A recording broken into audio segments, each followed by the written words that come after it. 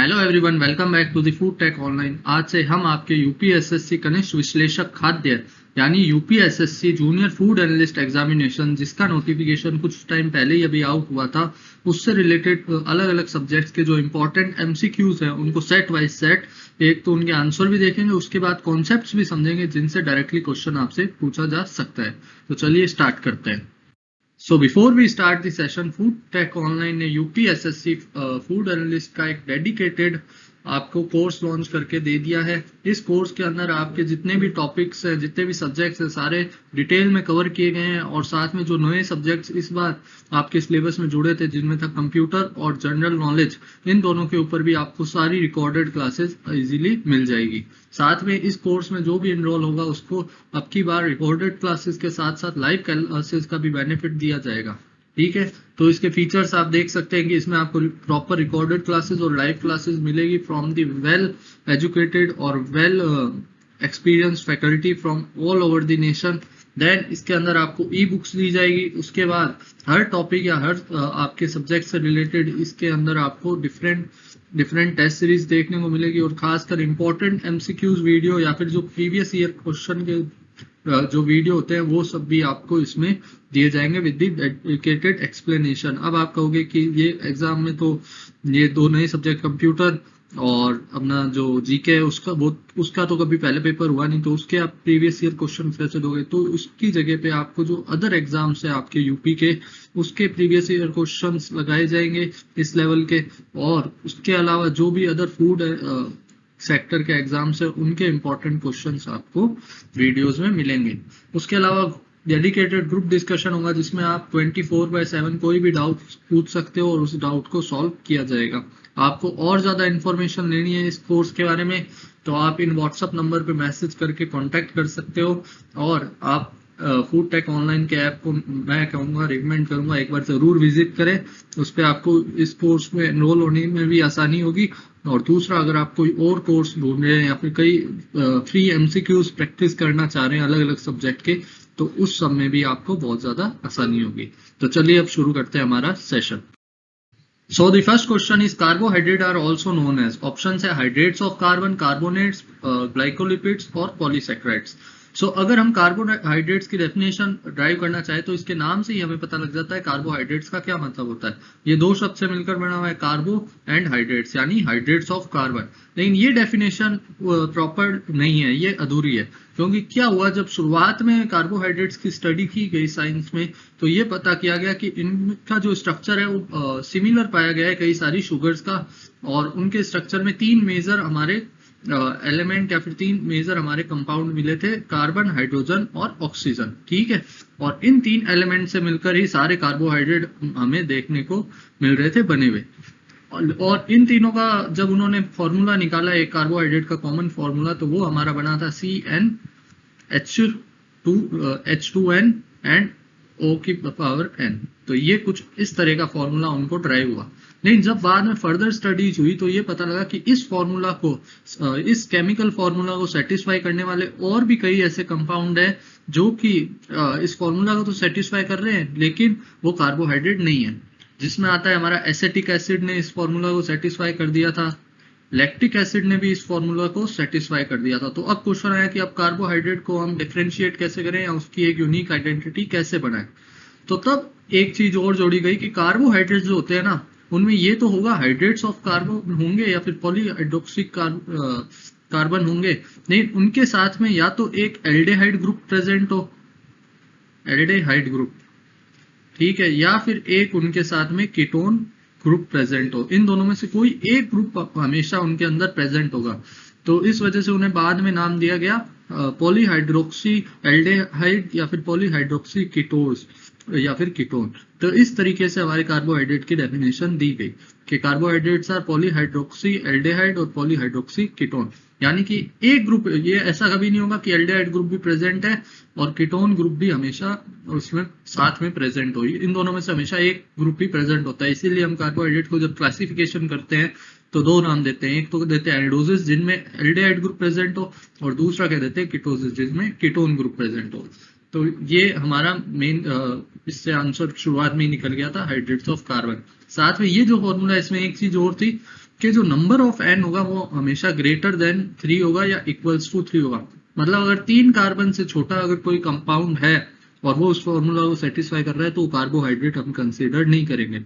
Minimum जो carbohydrate होंगे उसका फॉर्मूला इस हिसाब से होगा C3H6O3।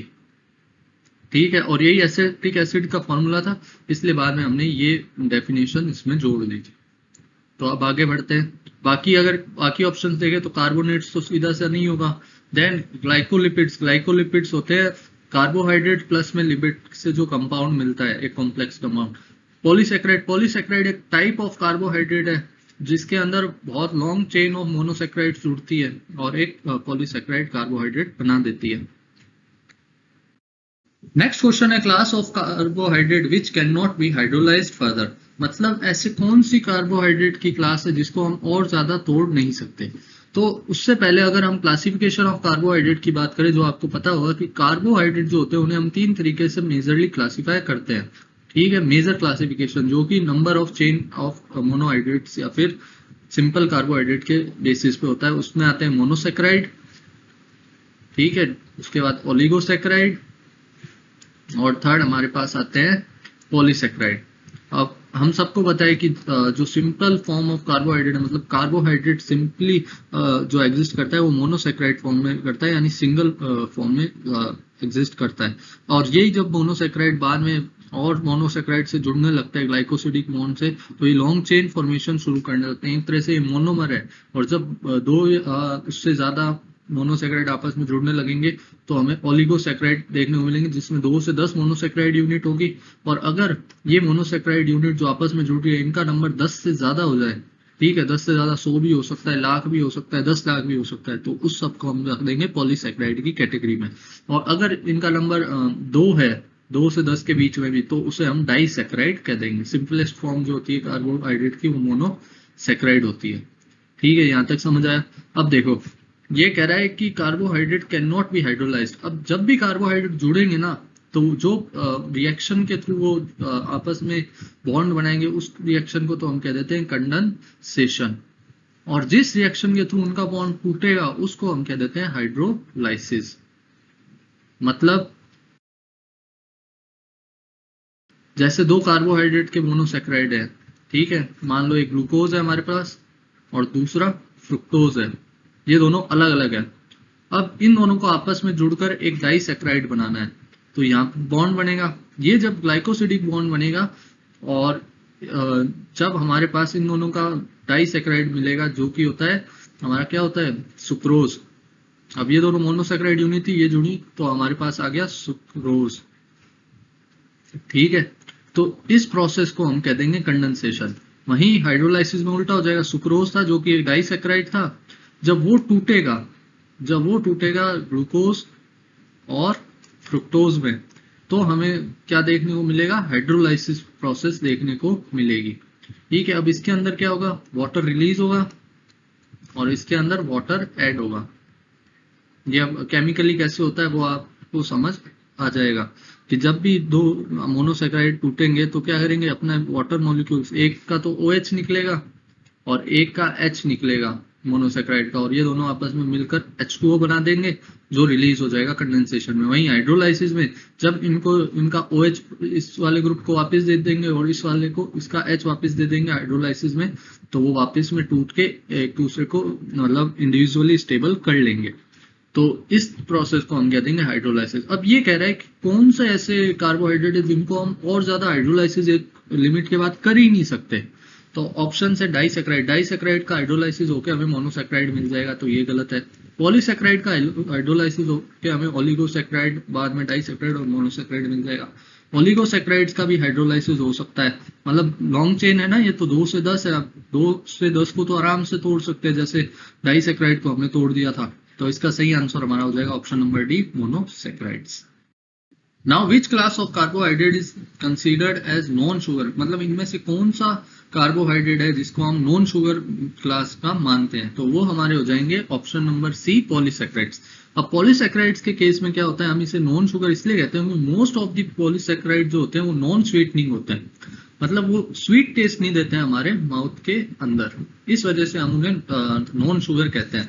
ठीक है। बाकी जो हमारे कार्बोहाइड्रेट होते हैं वो कहीं ना कहीं स्वीटनिंग एजेंट होते हैं, मतलब वो मीठा टेस्ट हमें देते हैं मुंह के अंदर। इस वजह से हम उन सबको जनरल टर्म जो कार्बोहाइड्रेट के लिए वैसे भी यूज करते हैं वो शुगर सी होती है। इस वजह से इसका आंसर हो जाएगा ऑप्शन नंबर सी।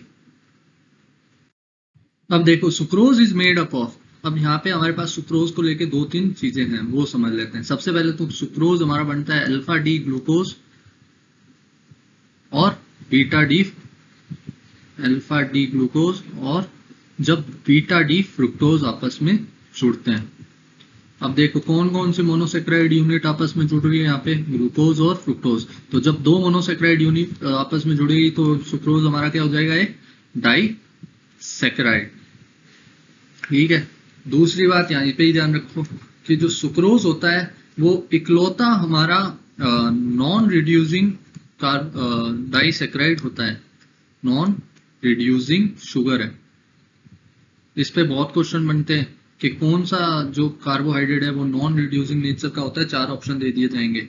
अब ये क्या है, एक्सेप्शन है किसके बीच में, मोनोसेक्राइड और डाइसेक्राइड का रिडक्शन प्रॉपर्टीज को लेके। कैसे, दुनिया के जितने भी मोनोसेक्राइड है और डाइसेक्राइड है आज के टाइम में वो सब रिड्यूसिंग एक्शन शो करते हैं, मतलब उनके पास फ्री एल्डिहाइड या कीटोन ग्रुप होता है जो कि कई जो रिएजेंट्स होते हैं उनको रिड्यूस कर देता है, उनका रिडक्शन कर देता है एलिमेंट्स का। ठीक है। जबकि सुक्रोज जो है वो है तो डाइसेक्राइड, फिर भी ये उन केमिकल्स को रिड्यूस नहीं करता है। तो ये क्या है, एक्सेप्शन है डाइसेक्राइड्स के अंदर जो कि नॉन रिड्यूसिंग है। बाकी सारे करेंगे, ग्लूकोज हो गया, फ्रुक्टोज हो गया, उसके अलावा जो भी हमारे मैनोज हो गए, लैक्टोज हो गए, सब रिड्यूसिंग नेचर के होते हैं। लेकिन सुक्रोज अकेला क्या है, एक्सेप्शन है, जो कि है एक नॉन रिड्यूसिंग डाइसेक्राइड या नॉन रिड्यूसिंग शुगर्स भी आपसे कभी पूछा जाएगा तो डायरेक्टली ऑप्शंस में दे दिया जाएगा सुक्रोज, आपको टिक करना है।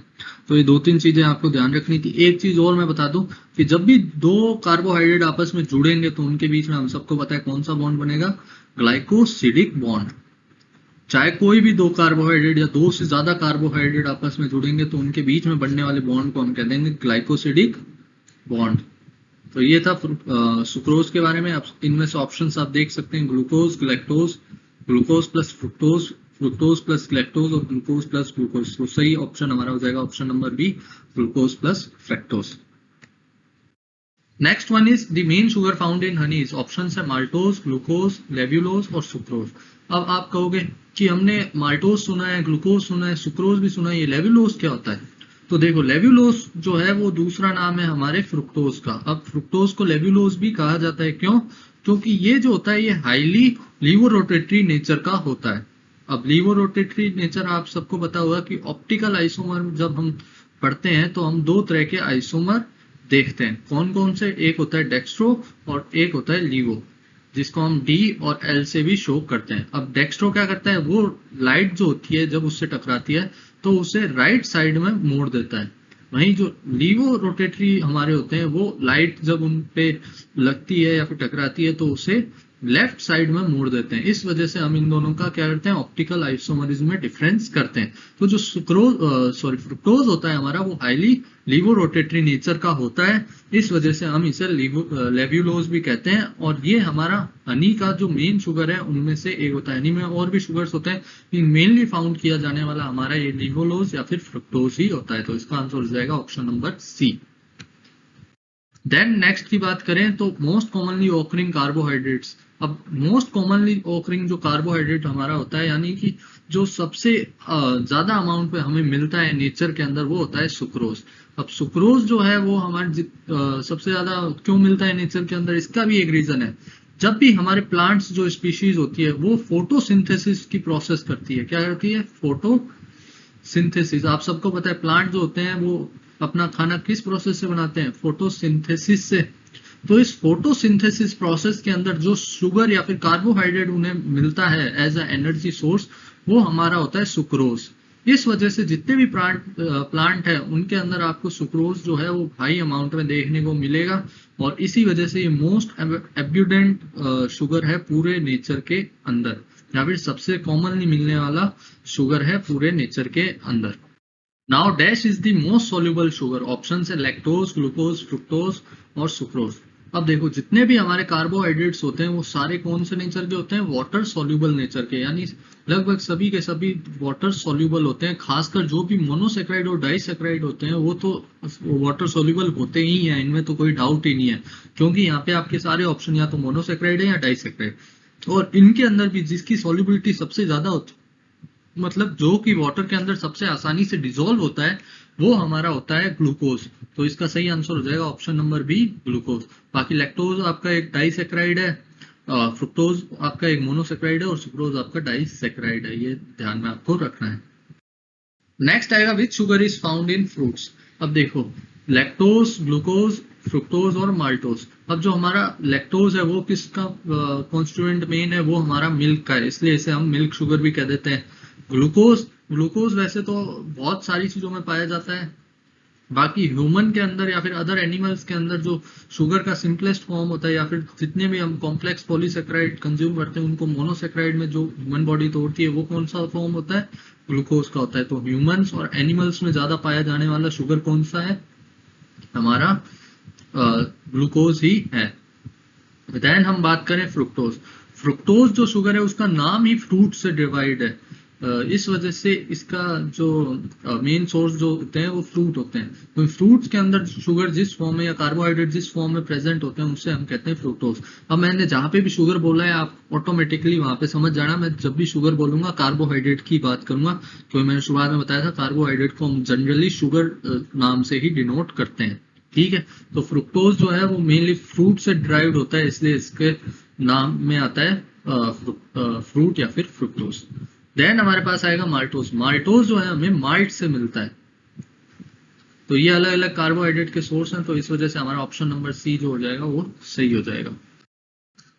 देन आएगा carbohydrate in muscles are present in. अब मैंने आपको बताया कि जो मसल्स होती है ह्यूमंस की, उसके अंदर जो कार्बोहाइड्रेट या फिर एनिमल्स की जो मसल्स होती है उसके अंदर जो कार्बोहाइड्रेट की जो फॉर्म होती है वो अभी अभी मैंने आपको बताया कौन सी होती है, ग्लूकोज की फॉर्म में हमारी मसल्स और अदर बॉडी पार्ट्स में कार्बोहाइड्रेट एनर्जी प्रोवाइड करता है। इसलिए जब भी किसी को डिहाइड्रेशन हो जाता है या फिर वीकनेस आ जाती है तो उसे ग्लूकोज की बोतल चढ़ाई जाती है, ठीक है। और जो ग्लूकोज होता है, अगर हमारी बॉडी में मान लो एनर्जी की रिक्वायरमेंट है तो बॉडी क्या करेगी, जो भी हमने पॉलीसेक्राइड जैसे हमने सब्जी खाई है कोई भी, तो उसमें क्या था, स्टार्च की फॉर्म में था, उस स्टार्च को कन्वर्ट कर देगी ग्लूकोज में बाय द डाइजेशन प्रोसेस, जो कि हमने आपके कोर्स में बहुत अच्छे से डिस्कस किया है, अलग अलग जो हमारे ह्यूमन न्यूट्रिशन थे उनका डाइजेशन। तो उसमें क्या करेगी, ग्लूकोज में कन्वर्ट करके उसे एटीपी में बाद में कन्वर्ट करके कंज्यूम कर लेगी बॉडी। वहीं अगर हमारी बॉडी में इनफ एनर्जी है, ठीक है, और उस बॉडी को अभी कोई भी वर्क एक्टिविटी के वक्त एनर्जी की जरूरत नहीं है, तो उस एनर्जी को ये जो कार्बोहाइड्रेट इनको बॉडी स्टोर करेगी। और जो ग्लूकोज का बॉडी के अंदर स्टोरेज फॉर्म होता है, हम सब जानते हैं क्या होता है, ग्लाइकोजन, ठीक है। जब ग्लूकोज को बॉडी स्टोर करती है तो ग्लाइकोजन की फॉर्म में स्टोर करती है, और जब उसे नीड होती है, मान लो हमने फास्ट किया, तो इस ग्लाइकोजन को तोड़ के वापस ग्लूकोज बना के बॉडी को एनर्जी दे देती है। तो इसका सही आंसर हो जाएगा ऑप्शन नंबर डी। बाकी अमाइलोपेक्टिन और अमाइलोज जो होते हैं ये दरअसल हमारे पार्ट होते हैं स्टार्च की चेन का। और स्टार्च क्या है, स्टार्च ह्यूमन के द्वारा डाइजेस्टेबल होता है, और ये क्या है, ये प्लांट्स में मेनली पाया जाता है। प्लांट्स में जो शुगर हम कंज्यूम करते हैं, जैसे आलू खाते हैं या फिर अलग वेजिटेबल्स खाते हैं, तो उनके अंदर जो स्टार्च होता है वो प्रेजेंट होता है, और स्टार्च जो है पॉलीसेक्राइड है, इसको तोड़ के ही हम ग्लूकोज या फिर बाकी शुगर्स लेते हैं। कोलेजन मैंने आपको पहले भी बताया था कि एक क्या है, ये भी एक तरह का पॉलीसेक्राइड है। Then which of the following carbohydrate is not a sugar. Option है ग्लूकोज, लैक्टोज, सुक्रोज, सेल्यूलोज। अब मैंने आपको बताया कि जो भी पॉलीसेक्राइड्स होते हैं उनको हम नॉन शुगर कहते हैं या फिर शुगर की कैटेगरी में नहीं रखते हैं, क्योंकि उनके मेन प्रॉपर्टी जो स्वीटनिंग एजेंट है वो हमें देखने को नहीं मिलती है। तो यहाँ पे ऑप्शंस देखो, ग्लूकोज क्या है, ये तो एक मोनोसेक्राइड है ना कि पॉलीसेक्राइड। दूसरा लैक्टोज भी क्या है, एक डाइसेक्राइड है। सुक्रोज भी एक डाइसेक्राइड है। लेकिन जो सेल्यूलोज होता है वो हमारा एक पॉलीसेक्राइड होता है, और ये भी ध्यान रखना सेल्यूलोज जो होता है वो डाइटरी फाइबर होता है। अब डाइटरी फाइबर क्या होते हैं, डाइटरी फाइबर वह कार्बोहाइड्रेट होते हैं जो कि हमारी बॉडी में डाइजेस्ट नहीं हो पाते, ना कि एब्जॉर्ब हो पाते हैं। ये दोनों ही चीजें नहीं हो पाती इनकी। अगर हम इन्हें खाएंगे तो ये ना ही डाइजेस्ट होंगे, लेकिन और ना ही ये हमारी बॉडी के अंदर एब्जॉर्ब होंगे, हमें एनर्जी प्रोवाइड नहीं कर सकते। तो ये क्या काम करेंगे, आपने सुना तो होगा कि डाइटरी फाइबर खाने जरूरी है। डाइटरी फाइबर दरअसल हमारी बॉडी में जो एक तरह से क्लीनिंग एजेंट की तरह वर्क करते हैं। जब हम डाइटरी फाइबर खाएंगे, जैसे सेलुलोज वाले प्लांट्स के अंदर सेलुलोज प्रेजेंट होता है फाइबर की फॉर्म में, तो वो फाइबर जब हम खाते हैं तो वो हमारी बॉडी में एब्जॉर्ब डाइजेस्ट तो नहीं होता, लेकिन जब वो हमारे इंटेस्टाइन के थ्रू जाता है तो वहाँ पे जो भी हमारे हार्मफुल टॉक्सिन्स है उनको एब्जॉर्ब कर लेगा, जो भी कचरा है उसे रिमूव कर देगा, और हमारी इंटेस्टाइन और स्टमक की जो हमारा डाइजेस्टिव सिस्टम है उसे पूरा क्लीन करता हुआ बॉडी से एक्सक्रीटा की फॉर्म में बाहर निकलता है। इस वजह से डाइटरी फाइबर का भी इंपॉर्टेंट रोल होता है। तो सेलुलोज क्या है? एक डाइटरी फाइबर है, पॉलीसेक्राइड है, इसी वजह से ये हमारा क्या हो जाएगा? नॉट अ शुगर की कैटेगरी में आएगा। तो सही आंसर हमारा हो जाएगा option number D, cellulose. Next आएगा, how much energy carbohydrate provide to the human body. तो ये एक सीधा डाटा पे बेस्ड क्वेश्चन है कि कार्बोहाइड्रेट जो होता है वो कितने अमाउंट की एनर्जी बॉडी को प्रोवाइड करता है। वो हो जाएगा option number B, 4 kilo calorie per gram. और एग्जैक्टली तो ये होता है 4.1 किलो कैलोरी पर ग्राम, पर यहाँ पे 4 लिखा हुआ है तो आप इसे भी करेक्ट करोगे। उसके अलावा जो हमारे प्रोटीन होते हैं वो भी लगभग 4.1 किलो कैलोरी पर ग्राम हमारी बॉडी को एनर्जी प्रोवाइड करते हैं। और वहीं अगर फैट की बात करें तो वो इससे 3 फोल्ड, यानी जो फैट होते हैं वो हमारे 9.3 किलो कैलोरी पर ग्राम हमारी बॉडी को एनर्जी प्रोवाइड करते हैं। उसके बाद में बात आती है कि जो हमारी प्राइमरी, ये आपसे क्वेश्चन आ सकता है कि ऐसा कौन सा ह्यूमन न्यूट्रिएंट है जो कि प्राइमरी सोर्स ऑफ एनर्जी है बॉडी के लिए, मतलब अगर बॉडी को जरूरत पड़ेगी सबसे पहले एनर्जी की तो यही जो है ये हमारी बॉडी में मेटाबोलाइज होकर बॉडी को एनर्जी देते हैं और एनर्जी देने का इंपॉर्टेंट वर्क परफॉर्म करते हैं। तो वो भी हमारा हो जाएगा कार्बोहाइड्रेट। जो फैट होंगे वो long term storage form of energy providing substance है, मतलब अगर हमारी बॉडी को बहुत लॉन्ग टर्म में एनर्जी चाहिए तब फैट हमारे डिसोसिएट होकर एनर्जी देंगे, और फैट के बाद भी अगर एनर्जी चाहिए तो मसल्स में जो हमारा प्रोटीन है वो बॉडी एब्जॉर्ब करके एनर्जी लेगी। तो सबसे पहले जो एनर्जी है वो बॉडी किससे ड्राइव करेगी? कार्बोहाइड्रेट। अगर मान लो कार्बोहाइड्रेट सारे खत्म हो गए बॉडी से, हम बहुत लंबे टाइम तक फास्ट कर रहे हैं या रनिंग कर रहे हैं, तो हमारा फैट बर्न होगा, यानी फैट का जो है वो मेटाबॉलिज्म होके बॉडी एनर्जी लेगी। मान लो एक टाइम आया जिसके ऊपर फैट भी सारा बर्न हो गया बॉडी के पास और कोई एनर्जी का सोर्स नहीं बचा, तो जो हमारी मसल्स में आपको पता है प्रोटीन का मेन फंक्शन होता है हमारी बॉडी की जो स्ट्रक्चर है उसे बनाना, मसल्स और बाकी जो भी ऑर्गन्स है उनको, तो उनसे बॉडी प्रोटीन ड्राइव करेगी और एनर्जी लेगी। और वहां पे भी अगर हमारी प्रोटीन भी सारा बॉडी का खत्म हो जाता है तो इस केस में हमारी डेथ हो जाती है। तो यहाँ पे हो जाएगा option number B, 4 kilo calorie per gram. Now अब बात करें नेक्स्ट क्वेश्चन में, which of the following is an invert sugar. तो ऑप्शन है हमारे A sucrose, fructose, dextrose, glucose. तो इसका वैसे तो सही आंसर हो जाएगा option number A, sucrose. Directly question आए कि इनवर्ट शुगर किसे कहा जाता है, तो सुक्रोज को कहा जाता है। अब बात आती है क्यों कहा जाता है। तो देखो, जो हमारा सुक्रोज होता है उसका जब हाइड्रोलाइसिस होगा तो हाइड्रोलाइसिस होने पे ग्लूकोज बनाएगा और दूसरा कौन सा बनाएगा? फ्रुक्टोज बनाएगा। ठीक है, अब हाइड्रोलाइसिस भी हम समझ चुके हैं कि जब भी डाइसैकेराइड टूटेंगे तो मोनोसैकेराइड में उस प्रोसेस को हम कहते हैं हाइड्रोलाइसिस। और ये हाइड्रोलाइसिस करने के लिए जो एंजाइम होता है प्रेजेंट वो होता है सुक्रेज, और इसी सुक्रेज को हम कह देते हैं इन्वर्टेज। अब आप सबको पता है कोई भी ह्यूमन न्यूट्रिशन का या फिर प्रिंसिपल जो ह्यूमन न्यूट्रिएंट है जैसे कार्बोहाइड्रेट, फैट, प्रोटीन, इनको बॉडी में अगर तोड़ना हो या फिर मैं सिंपल सा बोलूं मेटाबोलाइज करना हो, मतलब तोड़ना भी हो और बाद में इनको अगर इनकी केमिकल स्टोरेज फॉर्म में कन्वर्ट करना हो, वो दोनों एंजाइम्स की मदद से होता है। जो सुक्रोज को तोड़ेगा एंजाइम उसको हम सुक्रेज कहते हैं और इन्वर्टेज भी कहते हैं। हम इन्वर्टेज क्यों कहते हैं? क्योंकि जो सुक्रोज होता है हमारा वो डेक्स्ट्रो रोटेटरी होता है या फिर डी नेचर का होता है। अभी मैंने आपको बता दिया लीवो रोटेटरी और डेक्स्ट्रो रोटेटरी में फर्क क्या होता है। डेक्स्ट्रो रोटेटरी लाइट को राइट साइड में मोड़ते हैं और लीवो रोटेटरी लेफ्ट में। ठीक है, जब ये टूटता है ना तो इसका जो फाइनल फ्रुक्टोज बनता है वो हमारा लीवो रोटेटरी नेचर का होता है या फिर एल नेचर का होता है। हालांकि जब फाइनल फॉर्म ऑफ फ्रुक्टोज हमें देखने को मिलती है उससे पहले एक प्रोडक्ट और बनता है इंटरमीडिएट, वो होता है डेक्स्ट्रो रोटेटरी नेचर का फ्रुक्टो फ्यूरानोस, लेकिन वो अनस्टेबल फॉर्म में होता है। वो उसका जब स्टेबल फॉर्म में वो कन्वर्ट होगा फर्दर तो हमें स्टेबल फॉर्म ऑफ जो फ्रुक्टोज देखने को मिलेगी वो फ्रुक्टो प्रायरानोज होती है जो लीवो रोटेटरी नेचर की होती है। ठीक है, तो देखो यहाँ से जो डी फॉर्म थी हमारी शुगर की या फिर कार्बोहाइड्रेट की डेक्स्ट्रो फॉर्म थी वो किस फॉर्म में कन्वर्ट हो गई? लीवो फॉर्म में। और ये क्या हो गया? इन्वर्ट हो गया ऑप्टिकल आइसोमर, मतलब उल्टा हो गया इन्वर्ट जो हमारा ऑप्टिकल आइसोमर था।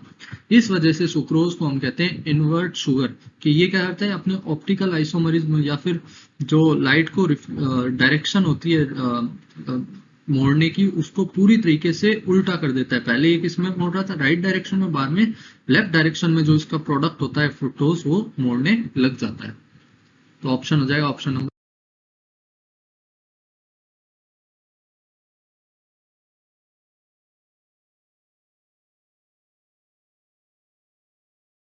नेक्स्ट आएगा विच of the following is reducing sugar, मतलब रिड्यूसिंग शुगर कौन से।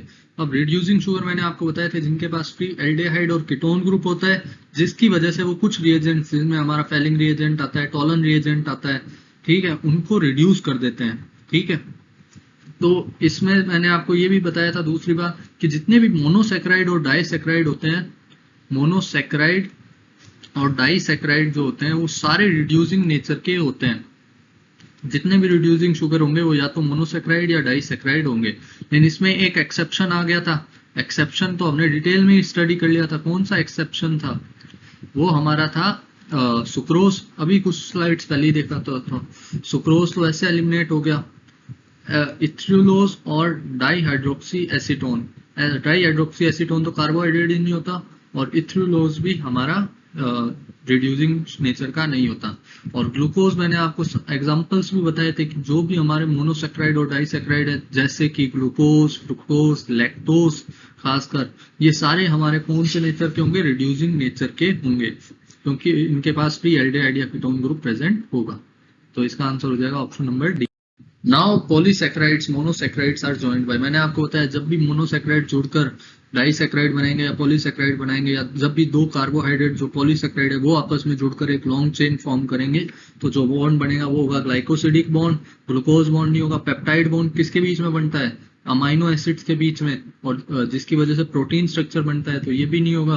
कोवेलेंट बॉन्ड भी नहीं होगा। तो ऑप्शन है option number C. Next one is starch consists of. Options are unbranched amylose, branched amylopectin, branched amylose, branched amylopectin, unbranched amylose, unbranched amylopectin, and none of the above. So the correct option is option number A. अब कैसे है वो समझते हैं। देखो starch जो होता है वो क्या होता है, पॉलीसेक्राइड होता है, और हमारी बॉडी में जो पॉलीसेक्राइड हम कंज्यूम करते हैं सबसे ज्यादा एज अ एनर्जी सोर्स, वो भी स्टार्च ही होता है। ये पॉलीसेक्राइड मिलकर किससे बना होता है, तो ग्लूकोज की बहुत ही लंबी चेन होती है। मैंने आपको पॉलीसेक्राइड में बताया था ये 100 भी हो सकती है, 1000 भी हो सकती है, लाख भी हो सकती है। तो बहुत लंबी जब ग्लूकोज की चेन आपस में जुड़ती है मोनोसेक्राइड की, तो जो हमें पॉलीसेक्राइड देखने को मिलता है, स्टार्च देखने को मिलता है। हम जो भी खाना खाते हैं उसमें मेनली स्टार्च की फॉर्म से ही हम पॉलीसेक्राइड कार्बोहाइड्रेट लेते हैं, और बॉडी उसे बाद में ग्लूकोज में कन्वर्ट करती है। अब जो स्टार्च होता है ना, उसकी जो चेन होती है लॉन्ग ग्लूकोज की, वो दो पार्ट्स में हम बांट सकते हैं। एक तो होती है अमाइलोज और दूसरी होती है ब्रांच्ड अमाइलोपेक्टिन। अब इन दोनों में डिफरेंस देख लेते हैं दो तीन, जिससे आपको क्लियर हो जाएगा। जो स्टार्च बना हुआ होता है वो 15% तो हमारा अनब्रांच्ड अमाइलोज से बना हुआ होता है, और 85% जो होता है स्टार्च की चेन में वो ब्रांच अमाइलोपेक्टिन होता है। ये दोनों भी एक तरह की शुगर है, बस इनका नेचर थोड़ा अलग है। मतलब है तो स्टार्च चेन के ही पार्ट, मतलब स्टार्च दो मेजर पोर्शन में आप बांट सकते हो। स्टार्च की लॉन्ग जो मोनोसेक्राइड चेन को अमाइलोज और ब्रांच अमाइलोपेक्टिन। तो इसमें क्या होगा, 15% ये प्रेजेंट होगा स्टार्च के अंदर अनब्रांच अमाइलोज चेन, और 85% जो होता है वो अमाइलोपेक्टिन चेन प्रेजेंट होती है। दूसरा पॉइंट देख लो, ये जो होती है ये वाटर सोल्यूबल नेचर की होती है, और ये वही जो अमाइलोपेक्टिन चेन का पोर्शन होता है हमारे स्टार्च के अंदर, वो वाटर इनसोल्यूबल नेचर का होता है। और तीसरा मेन डिफरेंस तो लिखा हुआ ही है, ये जो है ब्रांच्ड होती है, मतलब इसके अंदर से अलग अलग ब्रांचेस निकलती हुई हमें दिखती है स्ट्रक्चर के अंदर, और वहीं ये अनब्रांच्ड होती है, मतलब लीनियर होती है, मतलब एक लाइन में सारे मॉलिक्यूल जुड़े हुए होते हैं। तो ये इन तीनों का मेन डिफरेंस है। मेनली आपसे सीधा ही पूछा जाएगा जो क्वेश्चन है कि अमाइलोज और अमाइलोपेक्टिन कौन सी कार्बोहाइड्रेट की चेन में प्रेजेंट होते हैं, तो वो हमारा स्टार्च हो गया। तो ये तो मैंने एडिशनल आपको बता दिया कि वाटर सोल्यूबल और वाटर इनसोल्यूबल कितना परसेंट में प्रेजेंट होता है। उसके अलावा क्वेश्चन यही आएगा कि जैसे जो दिया गया अनब्रांच्ड फॉर्म में अमाइलोज होता है और ब्रांच फॉर्म में अमाइलोपेक्टिन होता है, ये दो क्वेश्चन ही बनेंगे। नेक्स्ट है fructose and glucose can be distributed by, तो इसका जो सही आंसर हो जाएगा वो हो जाएगा ऑप्शन नंबर ए, सेल्विनोफ रिएजेंट। अब कैसे, देखो जो सेल्विनोफ रिएजेंट होता है वो क्या करता है, जो भी हमारे एल्डोज ग्रुप और कीटोज ग्रुप कंटेनिंग कार्बोहाइड्रेट है उनको सेपरेट करने में या उनको अलग अलग पता करने में हमारी मदद करता है। कैसे, एल्डोज कंटेनिंग ग्रुप तो हो गया ग्लूकोज और कीटोज कंटेनिंग ग्रुप हो गया फ्रुक्टोज।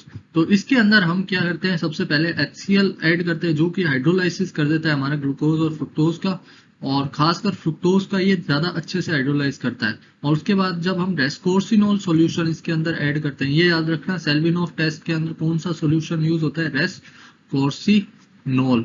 और ये नाम आपको मेरे को लगता है याद आ रहा होगा, जब हमने लाइव सेशन में अडल्ट्रेंट्स इन मिल्क पढ़ा था तब देखा था कि जो हमारा सुक्रोज हम ऐड करते हैं मिल्क के अंदर एज अ अडल्ट्रेटिव या फिर एज अ अडल्ट्रेंट, तो हम रेस्कोर्सिनोल सॉल्यूशन की मदद से डिटेक्ट करते हैं। तो उधर जो प्रिंसिपल लग रहा था वही प्रिंसिपल यहाँ लग रहा है कि ये जो रेस्कोर्सिनोल है ये फ्रुक्टोज से ज्यादा साथ में ज्यादा जल्दी रिएक्ट करेगा और हमारा रेड कलर शो कर देगा। तो ये इसका बेसिक सा प्रिंसिपल था कि जो सेल्विनोफ रिएजेंट है वो यूज होता है, क्यों यूज होता है, क्योंकि एल्डोज और कीटोज में डिफरेंस कर देता है। बेनेडिक्स जो रिएजेंट है इसका इस्तेमाल हम नॉन रिड्यूसिंग और रिड्यूसिंग शुगर के डिफरेंस के लिए करते हैं, और इसकी मदद से हम पता करते हैं ये शुगर रिड्यूसिंग नेचर की है या नॉन रिड्यूसिंग नेचर की है। फेलिंग सॉल्यूशन भी सेम वर्क के लिए यूज होता है। वहीं जो बारफोर्ड रिएजेंट होता है या बारफोर्ड जो हमारा कॉम्प्लेक्स होता है, ये हमारा ग्लूकोज के डिटेक्शन में या मोनोसेक्राइड्स जिसे मैं कहूँ सिर्फ मोनोसेक्राइड्स के डिटेक्शन में काम आता है कि इसके अंदर मोनोसेक्राइड्स प्रेजेंट है या नहीं है। वो इन दोनों के बीच में डिफरेंस नहीं करता है कि एल्डोज और कीटोज के बीच में, बस इससे पता लग जाता है मोनोसेक्राइड्स प्रेजेंट है या नहीं, और मोनोसेक्राइड्स में भी खासकर ग्लूकोज प्रेजेंट है या नहीं हो। ग्लूकोज के डिटेक्शन में हम बारफोर्ड रिएजेंट यूज करते हैं। The next question is the constituent unit of inulin is, मतलब इन्यूलिन जो होता है वो गिवन में से कौन से मोनोसेक्राइड से मिलकर बना हुआ होता है। तो उससे पहले हम जान लेते हैं इन्यूलिन के बारे में।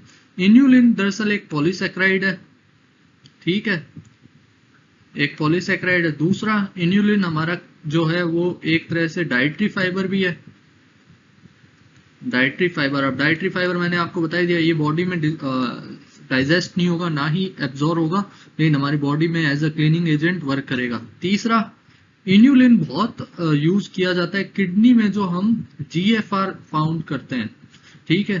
किडनी के अंदर जो GFR आप फाउंड करते हो, GFR क्या है, एक तरह से रेट है कि किडनी कितना फिल्ट्रेशन कर रही है। फिल्ट्रेशन रेट को जो हम पता करते हैं किडनी के अंदर, उसके लिए हमें इन्यूलिन की जरूरत पड़ती है। तो ये तीन इसका ये मेजर फंक्शन हो गया किडनी में GFR पता करने के लिए। ये एक डाइटरी फाइबर है, मतलब बॉडी में डाइजेस्ट नहीं होगा ना ही एब्जॉर्ब होगा, लेकिन बॉडी के जो पार्ट्स है उनकी क्लीनिंग कर देगा। तीसरा, ये एक पॉलीसेक्राइड है। पॉलीसेक्राइड है तो किससे मिलकर बना हुआ होता है, प्राइमरली या फिर मेनली जो होता है इन्यूलिन वो फ्रुक्टोज से मिलकर ही बना हुआ होता है। मतलब इसका स्ट्रक्चर हम देखें तो बहुत लंबी जो है फ्रुक्टोज की चेन होगी, और लास्ट वाला जो मोनोसेक्राइड यूनिट होगा, मतलब पूरी चेन का जो लास्ट वाला मोनोसेक्राइड होगा सिर्फ वो हमारा ग्लूकोज होता है। कुछ इस तरह का स्ट्रक्चर होता है। तो मेनली तो इसमें जो चेन होती है वो सारी किससे मिलकर बनी हुई होती है, फ्रुक्टोज से हो रही है। जब हाइड्रोलाइज होगा यानी टूटेगा तो भी हमें मेनली जो देखने को मिलेगा इसका प्रोडक्ट वो फ्रुक्टोज ही होगा। बाकी ग्लूकोज एक मोनोसेक्राइड है, और ये इसकी जो पॉलीमर यूनिट या पॉलीसेक्राइड जो ग्लूकोज से बनता है वो स्टार्च होता है। मैनोज जो है ये भी एक तरह का हेक्सोज या फिर हेक्सोज मोनोसेक्राइड है, यानी 6 कार्बन कंटेन करने वाला मोनोसेक्राइड है। और ग्लैक्टोज जो है वो भी हमारा एक क्या है, मोनोसेक्राइड है। ये ग्लूकोज से जुड़कर हमारा लैक्टोज बनाएगा। तो सही आंसर हो जाएगा ऑप्शन नंबर बी, फ्रुक्टोज। आगे बढ़े, carbohydrates are polyhydroxy aldehyde and phenols, polyhydroxy aldehyde and ketone, polyhydroxy ketones and phenols, polyhydroxy phenols and alcohols. ये हमने पहले क्वेश्चन में जो डिस्कस किया था वही हमारा लास्ट क्वेश्चन में भी आ गया है। क्या होता है carbohydrate, polyhydroxy aldehyde and ketone. Polyhydroxy मतलब हाइड्रेट्स ऑफ कार्बन, बहुत सारे जब हाइड्रोक्सी ग्रुप या हाइड्रेट ऑफ कार्बन आपस में जुड़ जाते हैं तो क्या बन जाता है, पॉलीहाइड्रोक्सी हमारा कंपाउंड बनता है जिसमें एक एल्डिहाइड या फिर एक कीटोन ग्रुप हमेशा प्रेजेंट होना जरूरी है, उसी को हम कह देंगे carbohydrate. So after this last question, I will again strongly recommend you all to please visit the Food Tech online app. You will find it beneficial for yourself definitely. यहाँ पे जितने भी ये एग्जाम्स इन सब एग्जाम्स की तैयारी कराई जाती है, साथ में इसमें बहुत सारे फ्री एमसीक्यूज भी मिलेंगे, और कुछ नहीं तो आप उन एमसीक्यूज को प्रैक्टिस करके अपनी नॉलेज को टेस्ट कर सकते हो और कुछ नया सीख सकते हो। तो इसका ऐप का लिंक आपको डिस्क्रिप्शन में मिल जाएगा। And again join our app is which is link in the description. This is mentioned. So this is about today. I hope this session will be helpful for you. आज हमने 20 questions लगाए carbohydrate से related, और mainly हमने उनके concepts देखे कि किस कार्बोहाइड्रेट में कौन सी चीज कब हो रही है, क्योंकि जितना ज्यादा हम कॉन्सेप्ट देखते हैं हमें रटने की जरूरत नहीं पड़ती कि इन्वर्ट शुगर कौन सा है। अब आपको पता है इन्वर्ट शुगर सुक्रोज है और क्यों है ये भी पता है। तो I hope this session will be helpful for you, and we will meet again in another session.